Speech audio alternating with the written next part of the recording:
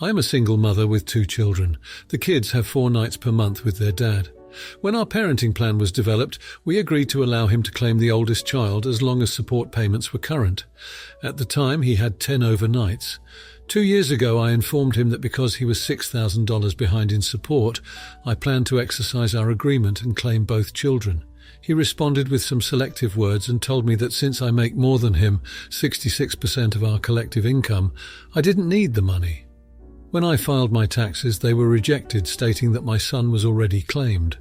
I ended up submitting my taxes manually, providing copies of our parenting plan, custody agreement, proof of support arrears, and our email exchange stating my intent. While it took 9 months, I finally received my return, along with the money from his return that was garnished due to his owing.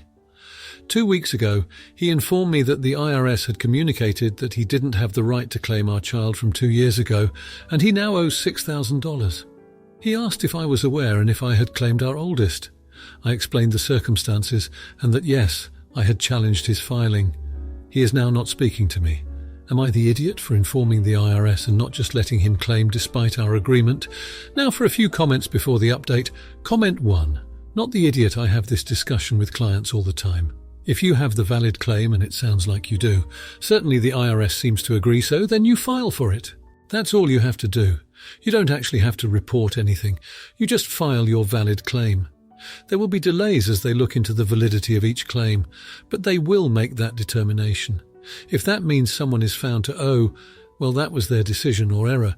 Who counts as a dependent for whom and for which purposes can get complicated. BTW, to his point that you make more and so don't need the money, not only are you the parent with more nights of physical custody, but one of the tiebreaker rules actually breaks in favour of the higher earning parent.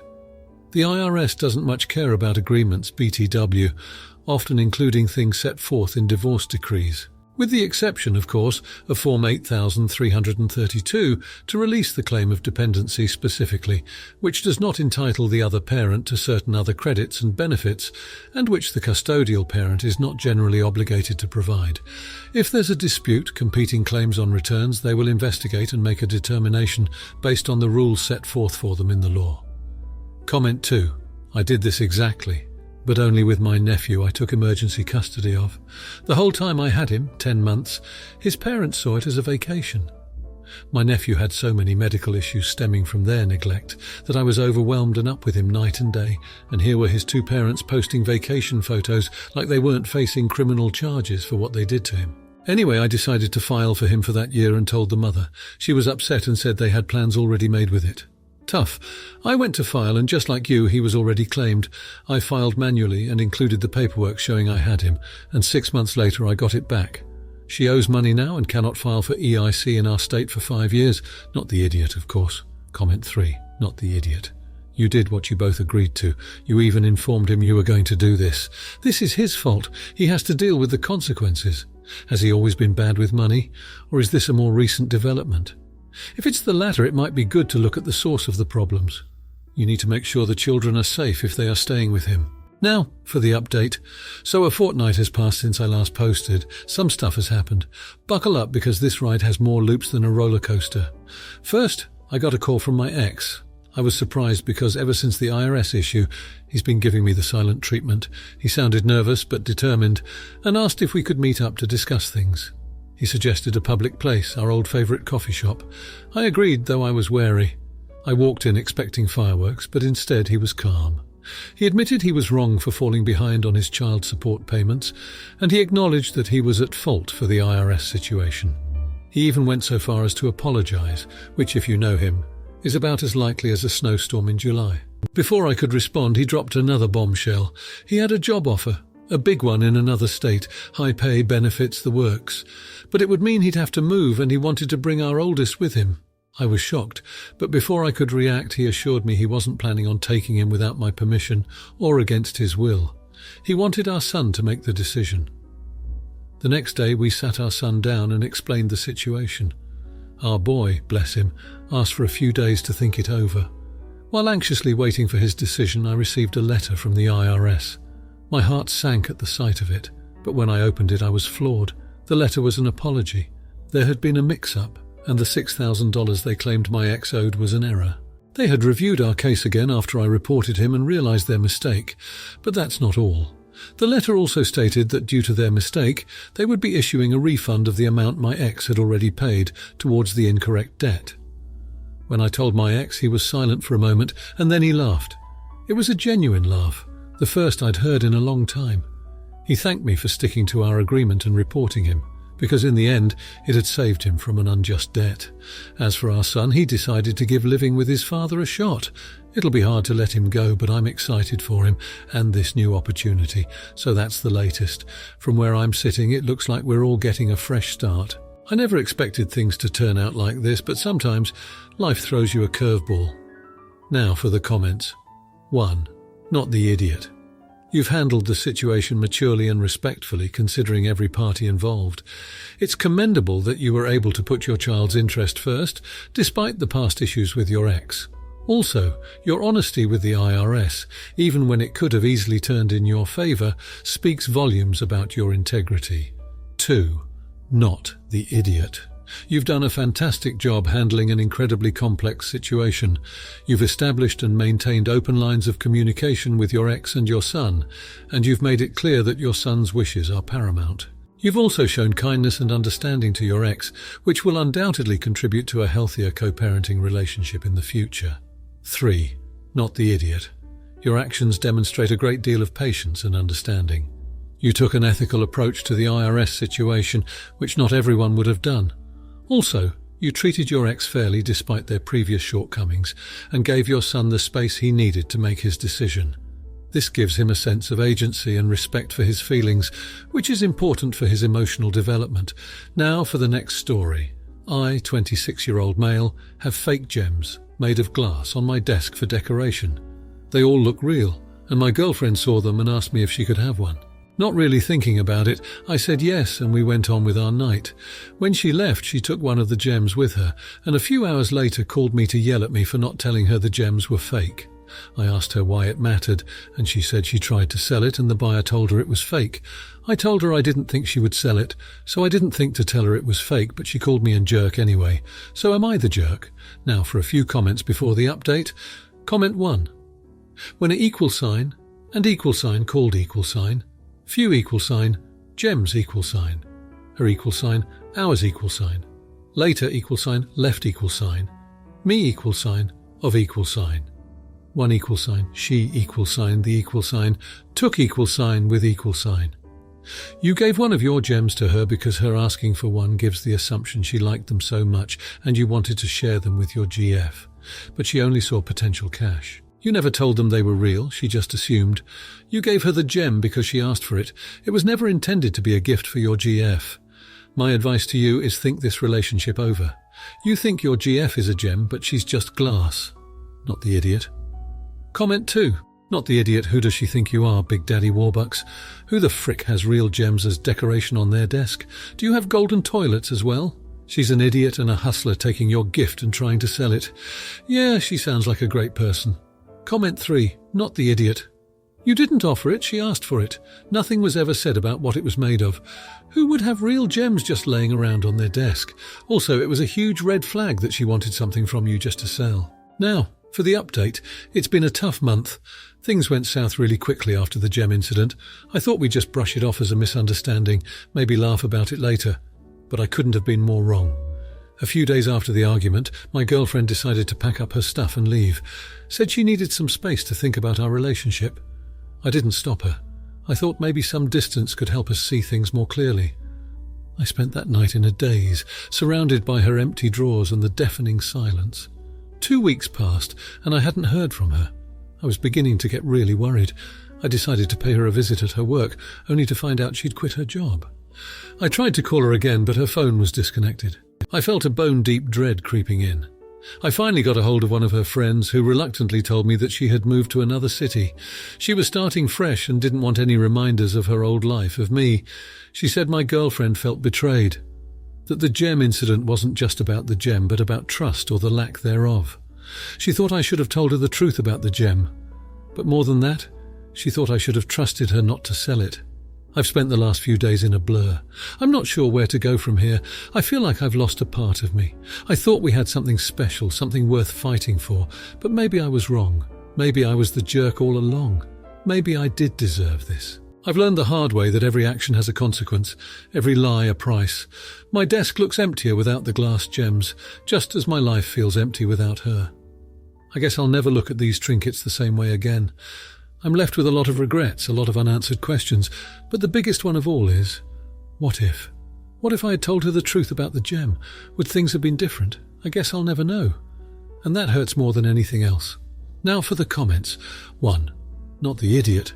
It's clear that you made a mistake with the gem incident, but everyone makes mistakes. It's important to learn from them and grow.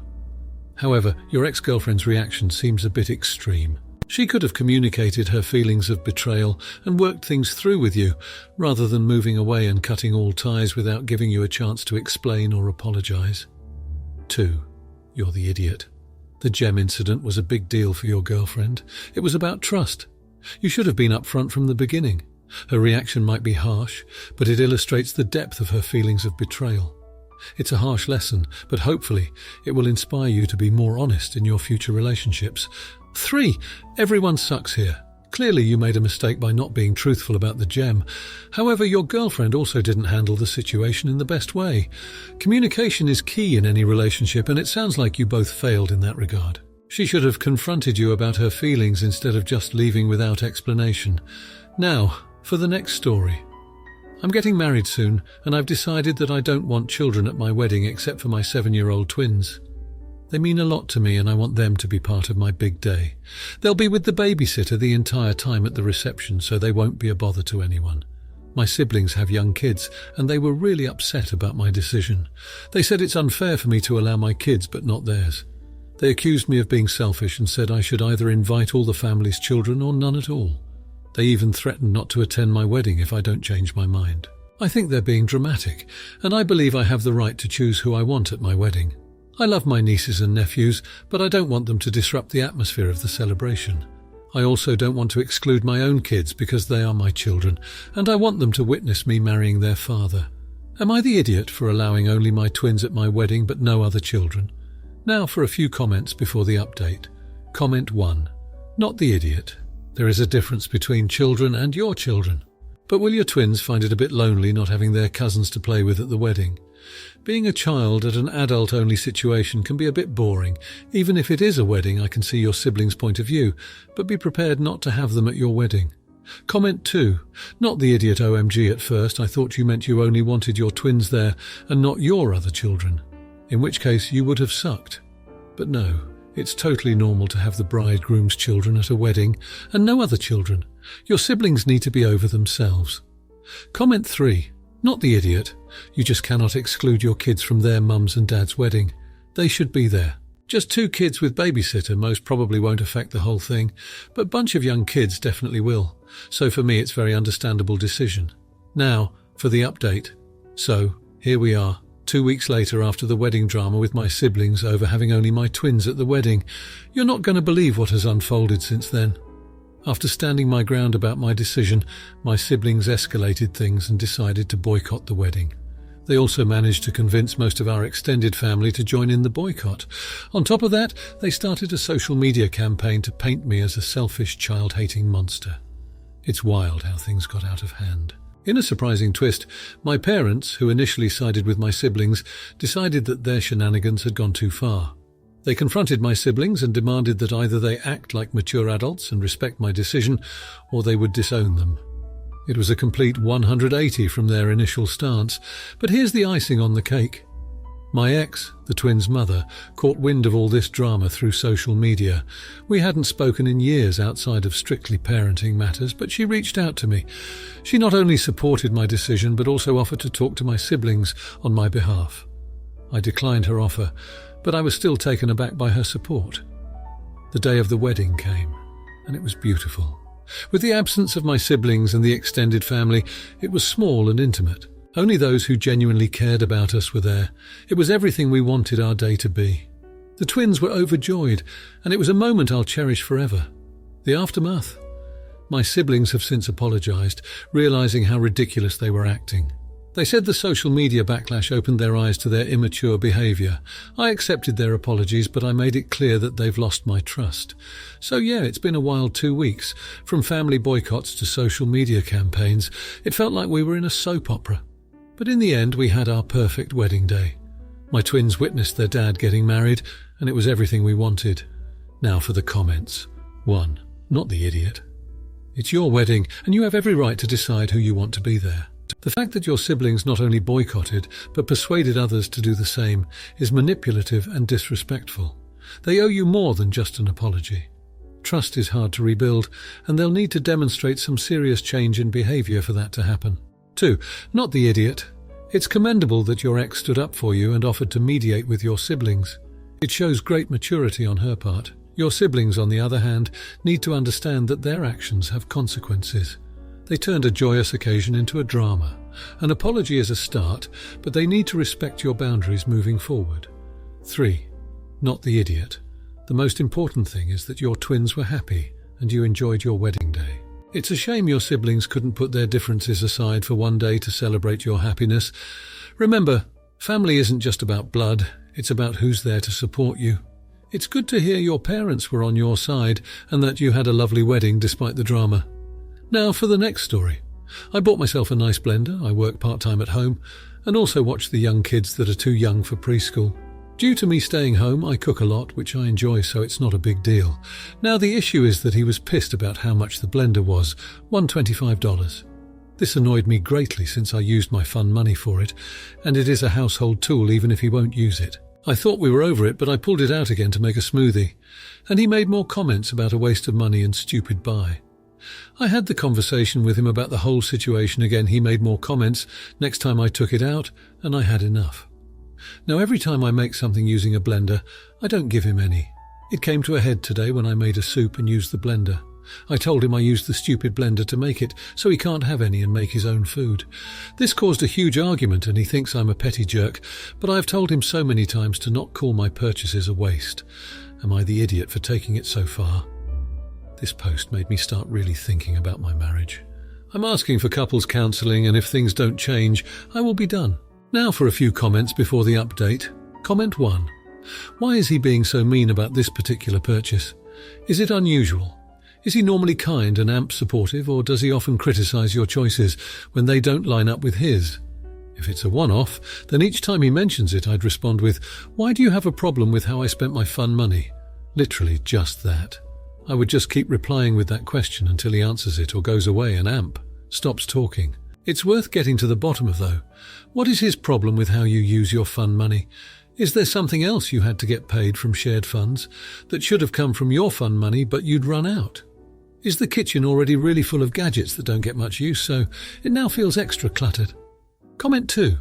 Not the idiot, since when are your fun money purchases up for criticism? Being petty isn't the way, I think, but he does need to stop. You can make soups and smoothies in a cheap blender that would be exactly the same to him, so you aren't proving anything. This is why you have your own money. Keep reminding him it didn't come out of the joint fund. Ignore his comments about the blender. It was expensive, but you love it, so who cares if he calls it a waste? If the subject dies, don't bring it up again, because I can understand the ESH judgments here, but still think you had the right to be petty for a short time. Comment 3. Not the idiot. OP has kindly and respectfully communicated that husband's comments are hurtful and should not be made anymore. OP has done this multiple times.